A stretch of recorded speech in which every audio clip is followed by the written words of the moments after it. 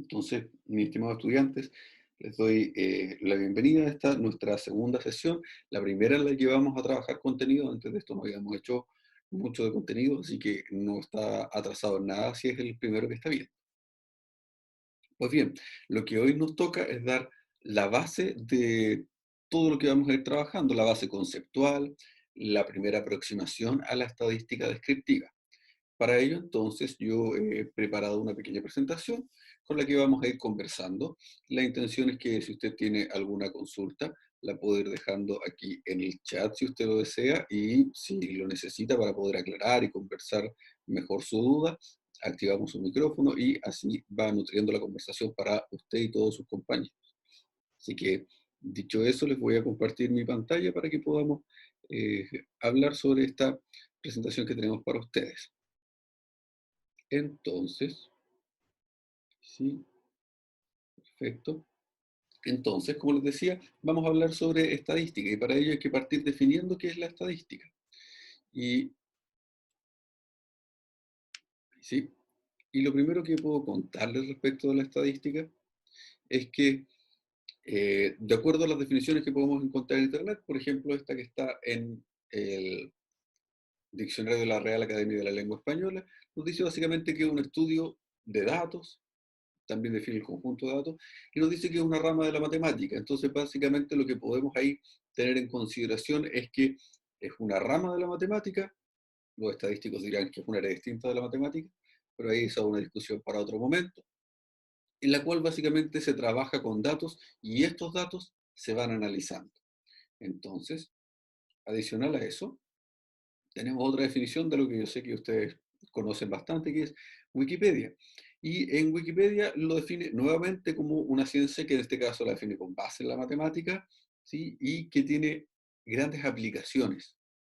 Y eso yo creo que es uno de los puntos más importantes. La estadística en sí tiene muchísimas aplicaciones en variados campos y en todos ellos puede contribuir. ¿Por qué? Porque toma los datos que se tienen, los procede a analizar y a contar de ellos trata de sacar conclusiones.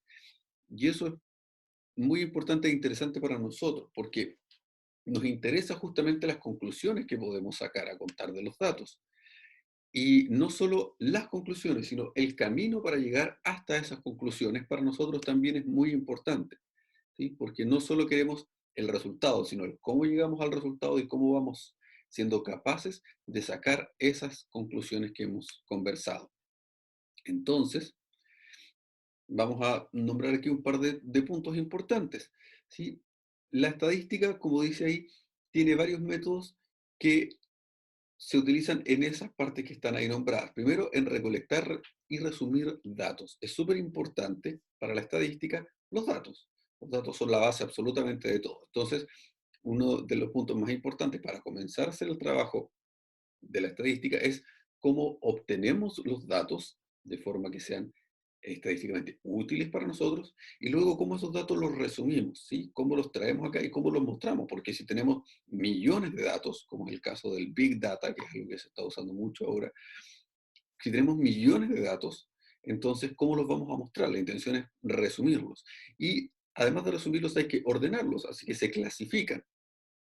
Y no solo el hecho de resumirlos, estos datos una vez resumidos hay que analizarlos, porque lo que traemos como información debemos utilizarla de alguna manera y para ello la vamos a analizar. Y ese análisis que podemos tenerlo de forma numérica, luego debemos interpretarlos, o sea, debemos ser capaces de obtener conclusiones respecto del dato, o sea, de la característica que estamos analizando de nuestra población de estudio. ¿Sí? Y como dice ahí, la estadística es un método de explicación para cómo se obtienen los datos. ¿Qué entendemos de esto? Lo que entendemos es que con los datos que hemos obtenido, ¿sí? Nosotros vamos a tratar de decir de dónde provienen esos datos y además de ir más allá, sino que proyectar cómo esos datos nos pueden ayudar para obtener otros. Y es aquí donde podemos dividir la estadística en sus tres grandes puntos. El primero es la estadística descriptiva, obtener los datos y resumirlos. Y después la estadística inferencial, a contar de ellos, es sacar conclusiones. Y por último, hacer modelos de regresión. ¿Qué quiere decir esto? Que a contar de los datos que hemos obtenido, debemos ser capaces de proyectar datos o de obtener datos que no existen dentro del rango que nosotros estamos haciendo. Un ejemplo, para saber cuántas vacunas son las que el Estado chileno debe comprar, por ejemplo, para el año siguiente, en el caso de una influenza común, de que estamos dentro del tema, lo que hacen es servirse de los datos anteriores y a contar de ellos proyectan cuánto es lo que va a ocurrir en el siguiente año, ya sea por las tasas de crecimiento, ya sea por lo que ha ocurrido en otros lugares, y así todos los datos que se obtienen nos ayudan a proyectar el siguiente. Esa clase de proyección y esa clase de conclusión se hace mediante análisis estadístico, ¿sí? Y es ahí entonces donde nos importa la estadística, donde nos interesa, porque con ella somos capaces justamente de obtener cómo se generaron esos datos y por tanto nuevos datos. Así que ahí es donde tiene que ver la estadística. Y todo lo que hemos nombrado, datos, es justamente donde comienza, donde avanza y donde concluye la estadística. La estadística se sirve de los datos. Así que necesitamos, tal como dice ahí, obtener los datos, ¿sí? Vamos a ver eso ahí, ¿sí? Necesitamos obtener los datos. Gracias. Necesitamos analizar los datos y necesitamos finalmente presentar los datos. Eso es lo que vamos a hacer en esta primera etapa. Y nosotros vamos a comenzar con algunas definiciones para poder tener nuestro lenguaje en común de trabajo. Y el primero es la población. Y la población básicamente será el todo, ¿sí? Absolutamente el todo, lo que nosotros queremos analizar. El universo de individuos que deseamos analizar es lo que nosotros habitualmente vamos a llamar población. Y ellos, por lo general, tienen al menos una característica en común que deseamos analizar, ¿sí? Por ejemplo, si analizamos la población de chilenos y queremos ver una característica en común, es positivo o negativo, por ejemplo, para el COVID, es una manera de hacer un estudio. Ahí tenemos una característica en común. Ahora, es muy difícil hacer esta clase de estudios para la población completa. Y lo que se hace es que se toma una porción de ella, que vamos a ver cómo se toma. Pero esta porción de ella se llama muestra, o sea, dentro del todo nosotros vamos a tomar una pequeña muestra, un subgrupo de este, que sigue presentando la misma característica, pero que la diferencia es que esa característica la conozco para ese grupo, ¿sí? Entonces, no es que yo conozca cómo se comporta, por ejemplo, para todos los chilenos, pero sí puedo saber cómo se comporta para 100 chilenos. Y eso es lo que vamos a llamar muestra. Y para ello sí sé los datos. Y como para ello sí sé los datos, a contar de esa muestra yo voy a tratar de sacar conclusiones para el total de la población. Ahora esa muestra tiene que tener una característica que es súper importante, que es que ha de ser representativa. Representativa de la población. Por ejemplo, si nuestra población son los chilenos, entonces no tendría ningún sentido, y esto lo destaco para cómo hacemos las estadísticas en Chile, no tendría ningún sentido hacer una estadística solo en Santiago, porque la población de Santiago no es representativa del total de Chile, ¿sí? De hecho, Chile tiene muchas más regiones que esa.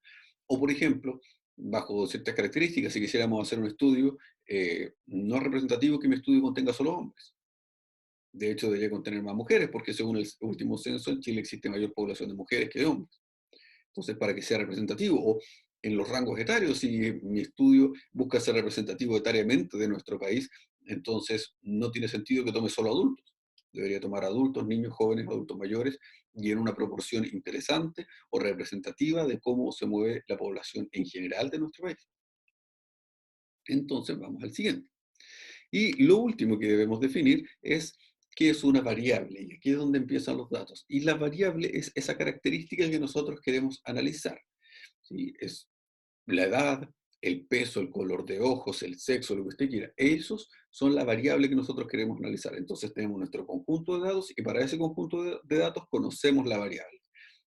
Resumamos entonces, tenemos nuestra población, de esa población tomamos una pequeña proporción que corresponde a la muestra, y para esa muestra conocemos los datos de la variable que queremos estudiar, tanto para la población como para la muestra.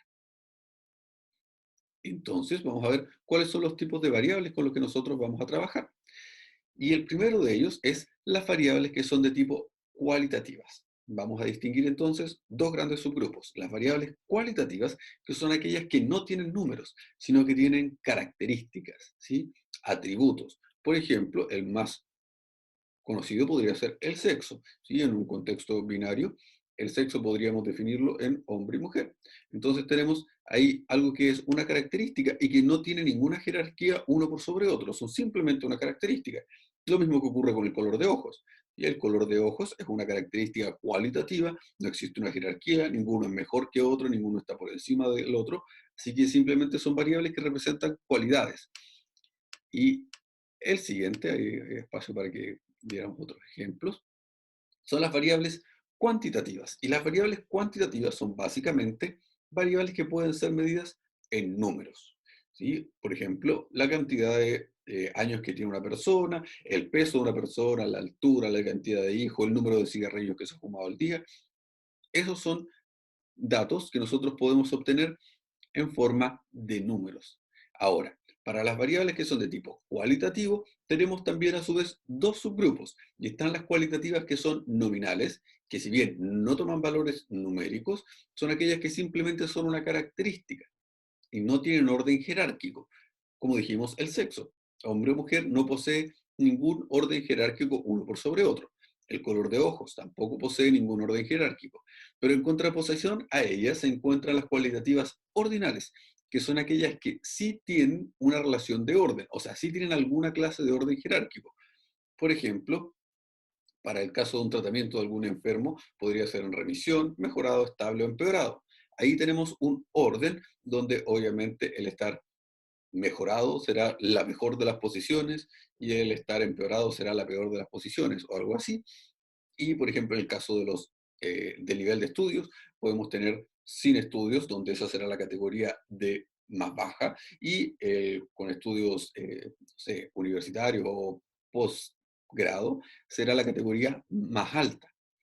Un ejemplo más básico aún es el caso de las medallas olímpicas. En el caso de las medallas olímpicas tenemos oro, plata y bronce. Son tres categorías que si bien no son ningún número, ¿sí? No están entendidos como un número, ellas tienen un orden jerárquico, donde se sabe que el oro es la más alta de las calificaciones y el bronce la más baja. Así que funciona de esa manera. Y veamos ahora entonces las variables cuantitativas. Las variables cuantitativas también se dividen en dos grupos. El primero de los grupos serán las variables cuantitativas discretas y son básicamente aquellas cosas que se designan con números enteros, es decir, sin decimales. Cosas que no se pueden decir a medias. El número de hijos en una familia, no puede decir usted que tiene 1,5 hijos, o tiene un hijo, o tiene dos hijos, pero no puede tener 1,5. Así que no es un número decimal, sino que es un número entero. Y en el caso de los cigarrillos también, o se fuma un cigarrillo, o no se fuma ninguno, o se fuma dos, pero no se fuma uno y medio al día. Mientras que, por otro lado, están las variables que son de tipo continuas. Y las variables continuas son aquellas que sí presentan decimales. Por ejemplo, el peso. Usted puede pesar 74,2 kilos. ¿Sí? No necesariamente 74, 75. Puede pesar 74,2 y así con los decimales que usted quiera. La concentración de un elemento, ¿sí? En una solución química puede venir con decimales y así. Entonces, la diferencia entre las discretas y las continuas es que las discretas no presentan uso de decimales y las continuas sí. Básicamente eso es.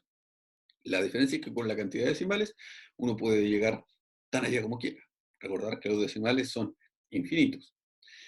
Entonces, ¿cómo obtenemos estos datos que estamos buscando? ¿Cómo obtenemos los datos, los resultados de estas variables para nuestra muestra?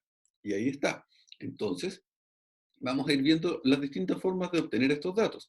Y el primero son las muestras que son de tipo probabilístico. ¿Sí? Usted tiene una muestra y usted puede sacar 5 personas, pero hay personas que son más probables de sacar de ese grupo para hacerle la pregunta y hay personas que son menos probables de ese grupo para hacerle la pregunta. Eso es básicamente un muestreo probabilístico. No necesariamente todos tienen la misma probabilidad de salir.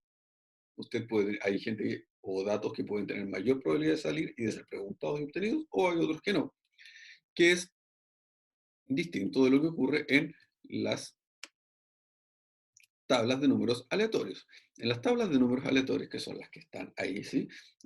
Como pueden ver, ahí es un procedimiento donde lo que se hace es que se van obteniendo números al azar. Eso es otra forma de muestreo. En esa forma de muestreo uno simplemente va obteniendo números y los va registrando.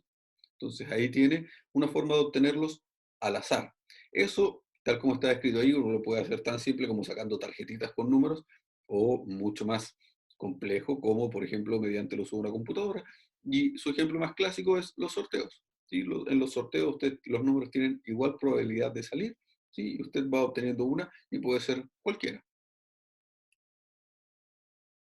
La diferencia es que usted toma una, saca un numerito, saca una bolita y luego vuelve a dejar todas las bolitas dentro y vuelve a sacar otra vez. Entonces cada una de las veces va teniendo el total para poder obtener. Está el muestreo aleatorio simple, ¿sí? Que es el que está ahí, y ese sí es muy relacionado con el anterior, en el que nosotros vamos obteniendo datos de los individuos de nuestra muestra, teniendo todos exactamente la misma probabilidad de salir. Eso es súper importante. O sea, son todos exactamente iguales. Tenemos una muestra que es de tamaño fijo, ¿sí? Por ejemplo, 10 personas, y de esas 10 personas que nosotros necesitamos, vamos a sacar de nuestra población cualquiera y todos son iguales. No hay ninguna diferencia, ninguna clasificación. Se dice al azar él, o este, para no indicar sexo, si es que la variable fuera sexo. Y entonces tenemos otro, que es el muestreo sistemático. El muestreo sistemático es básicamente usted ordena todas las personas de la población que son posibles de obtener en una fila. Esa es la idea básicamente.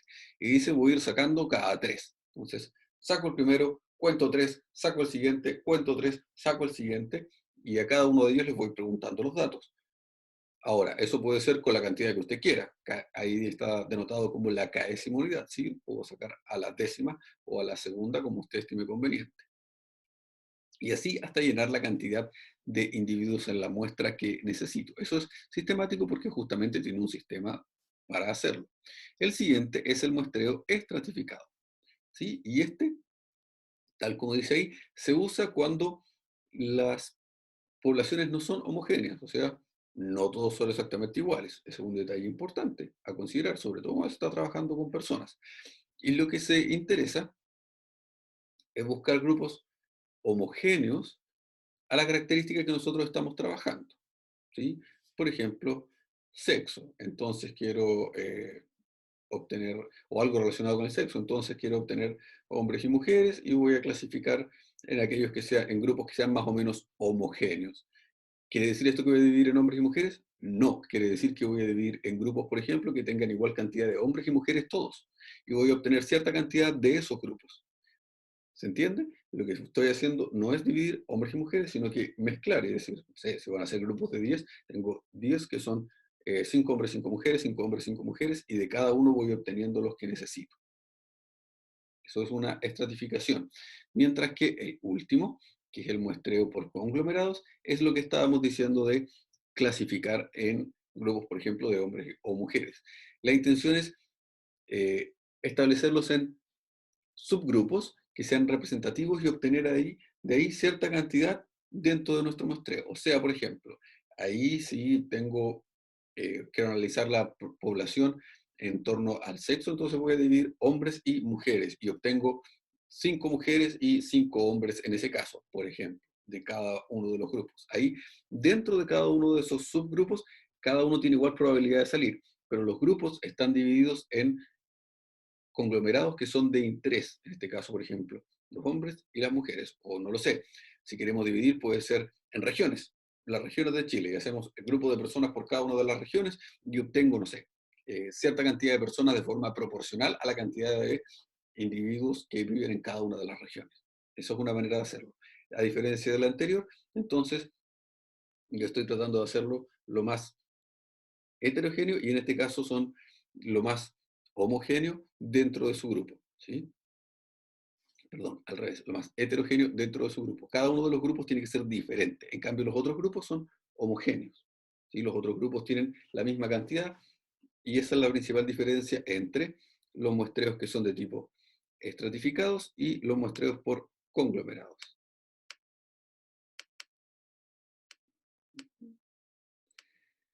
Entonces, una vez que tenemos todos esos datos los tenemos que ir resumiendo. ¿Y cómo los vamos a resumir? Por lo general existen varias maneras de resumir, pero la más simple es mediante el uso de tablas, que nos vamos a detener un poquito. En las tablas nosotros vamos a usar 4 tipos de frecuencias. ¿sí? Vamos a tener entonces todos nuestros datos y nuestros datos los vamos a resumir usando cuatro tipos de frecuencias, que son la frecuencia absoluta, la frecuencia relativa, frecuencia absoluta acumulada y frecuencia relativa acumulada. Ahora, ¿qué es esto? La primera es la más simple. Supongamos que tengo una población en la que tengo cierta cantidad de individuos de estudio y está el color de ojos. Café, verde, azul, otros. Entonces, la frecuencia absoluta representa cuántos individuos presentan ojos cafés, cuántos individuos presentan ojos azules, cuántos individuos presentan ojos verdes y cuántos otros.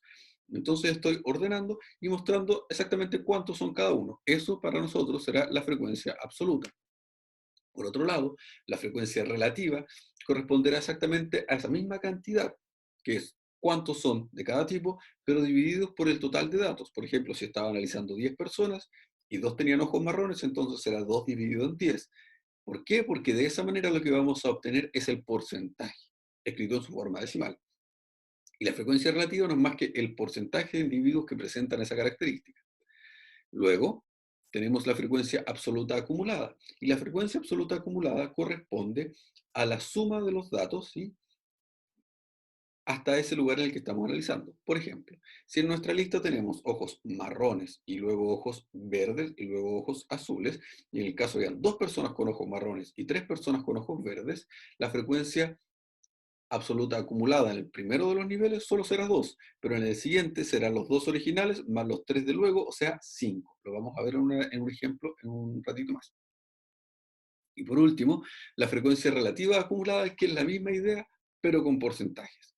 Entonces, ahí está un ejemplo de cómo funcionaría una tabla de frecuencias, ¿sí? Podemos observar que aquí se encuentran los valores de los datos que vamos a asignar habitualmente con la letra C, sería marrones, azules, verdes, otros.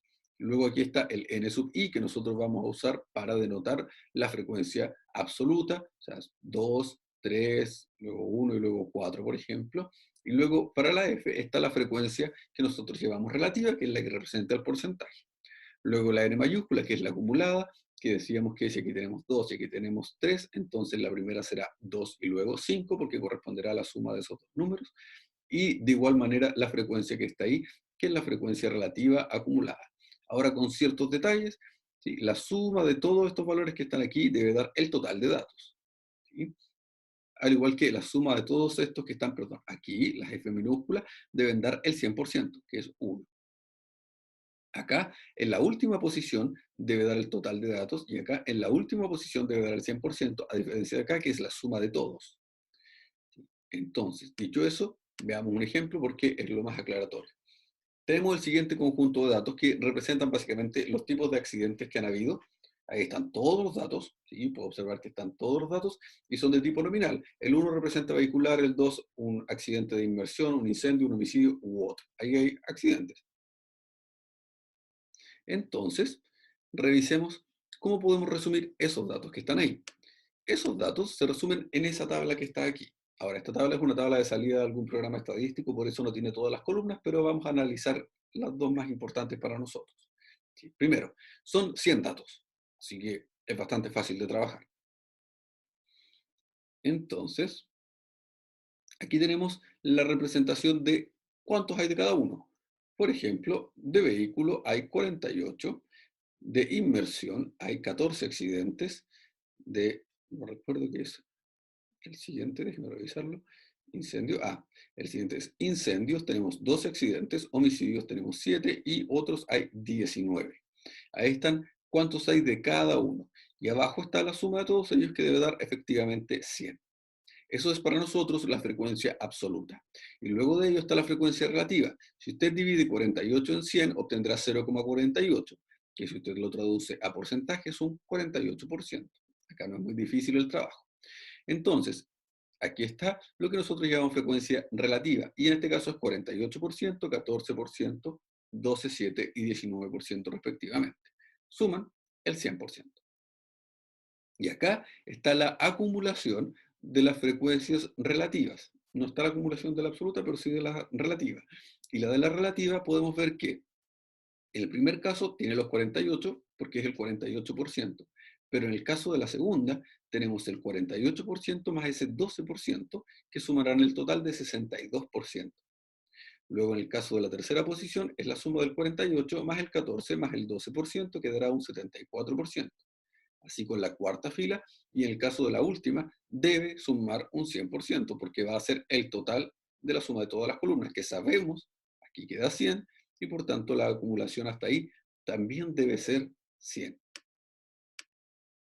Ahora, habitualmente cuando nosotros trabajamos con variables que son de tipo cuantitativas, pero continuas, lo que ocurre es que es muy difícil hacer esta clasificación, así como decir, tantas personas pesan 72,5 kilos. ¿Por qué? Porque no va a ser tan probable que haya mucha gente que pese exactamente ese número, pero sí va a ser mucho más probable que haya personas que pesen entre 70 y 80 kilos. Como lo vamos a dar en un rango, eso se llama tabla de frecuencias agrupada. Y de esa manera es más fácil trabajar en el caso de las variables que son continuas.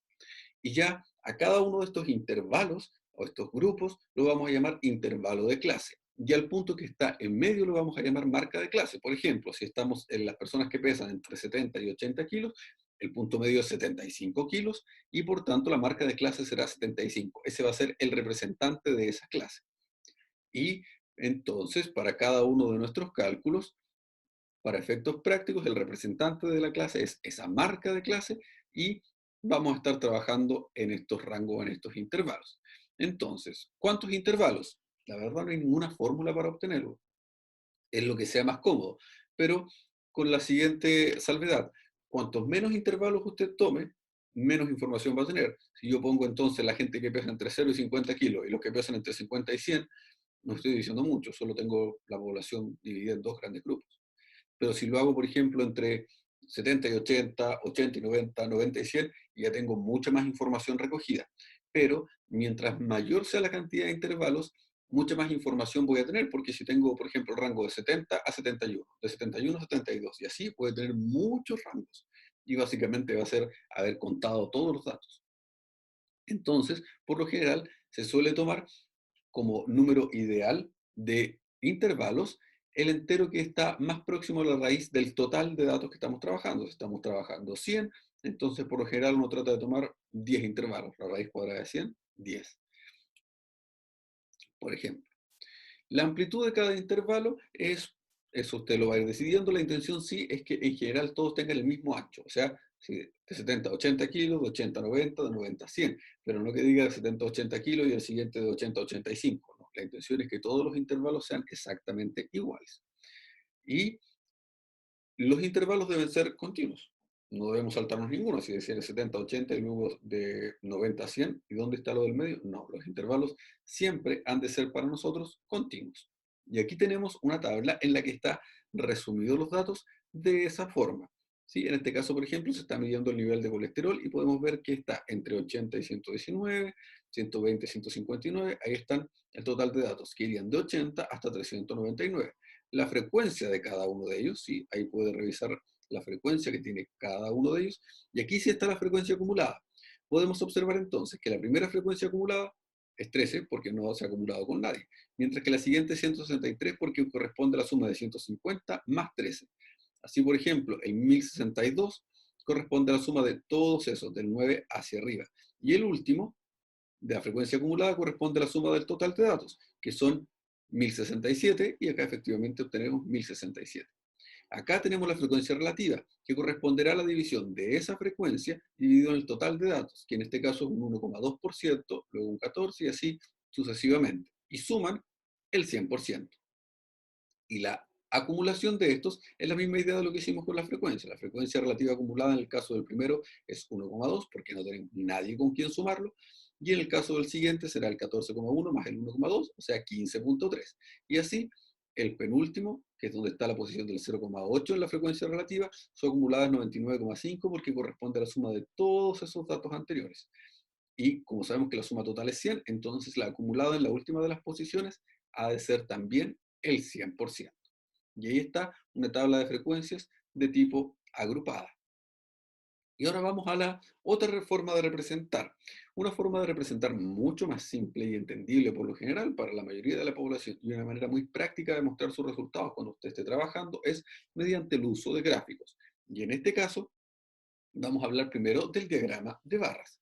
El diagrama de barras lo que hace es que usted da los distintos valores que puede tomar nuestra variable y cuánto es la frecuencia absoluta de cada uno de ellos. Así, cuántos en este caso son pacientes con tipo de dolor, cuántos pacientes hay con dolor leve, moderado e intenso. ¿Sí? Ahí está entonces, y no es más que lo que usted acostumbra a hacer. Y existe otro, para el mismo conjunto de datos, que es el diagrama de sectores, de torta, de pizza, de lo que usted quiera, para el almuerzo, eh, que es este gráfico circular. Y este gráfico circular lo que hace es que muestra ya no la frecuencia absoluta, sino la frecuencia relativa, o sea, el porcentaje que representan del total de la población. Así, por ejemplo, los mismos datos que teníamos antes, del total de la población, un 50% presenta, perdón, del total de la muestra, un 50% presenta dolor intenso, el 37,5% presenta dolor leve y el 12,5% presenta dolor que es de tipo moderado. Entonces, estamos representando lo mismo, la misma idea, pero esta vez en porcentajes.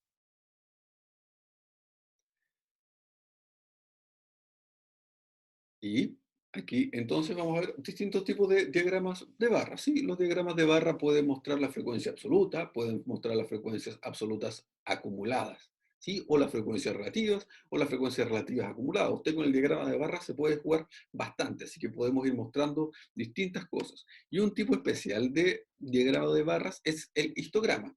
Y el histograma lo que hace es que se utiliza, por ejemplo, cuando tenemos intervalos, las tablas de frecuencias agrupadas que dijimos antes. Por ejemplo, aquí estamos viendo el peso de las personas, ¿sí? En el rango de, volvamos a esto, ¿sí? Estamos viendo el peso de las personas en el rango de 46 a 60, en el rango de 46 a 60 kilogramos, de 60 a 74 y de 74 a 88.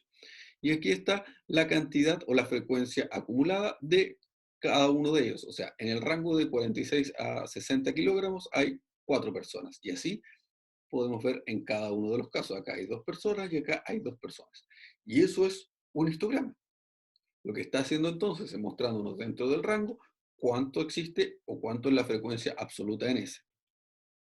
Entonces, aquí por ejemplo, hay una serie de histogramas de una cirugía y del tiempo de posoperatorio de cada uno de los 100 pacientes que han sido llevados allí. Y lo que estamos mostrando es, déjeme ampliarlo, ampliarlo. Lo que estamos mostrando es, si tenemos acá abajo la cantidad de pacientes, ¿sí? Y el tiempo de posoperatorio que han recibido cada uno de ellos. Ahí está dado entonces en rango. Y podemos ver la gracia del histograma, que es que nos muestra si existe, por ejemplo, simetría. Podemos observar que en el primero, ¿sí?, es bastante parejo. Si usted lo divide a la mitad y mira el lado izquierdo y el lado derecho, entonces son bastante simétricos. Lo mismo ocurre con el que está debajo. Lo mismo ocurre con el último de la esquina inferior derecha. Pero si observamos, por ejemplo, los dos que están en medio, ellos son bastante asimétricos. Y eso para nosotros se va a traducir en que las medidas de simetría que vamos a obtener nos van a indicar que existe esto.